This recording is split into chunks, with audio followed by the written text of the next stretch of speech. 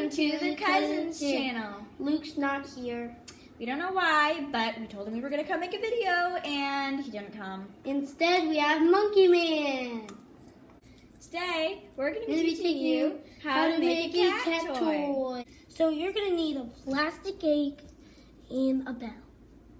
And if you want to add a string, you can, just to pull it around. Okay, so to make it, we're going to put the bell inside the egg and close the egg. Don't tell anybody I'm a monkey.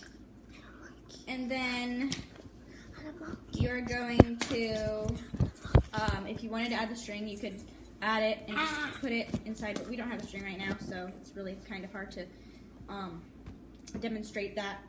You just put the string inside and then We got an egg though.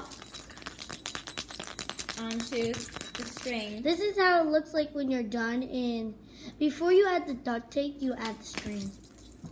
And you don't have to add the duct tape if you don't want to. We just did that for extra security.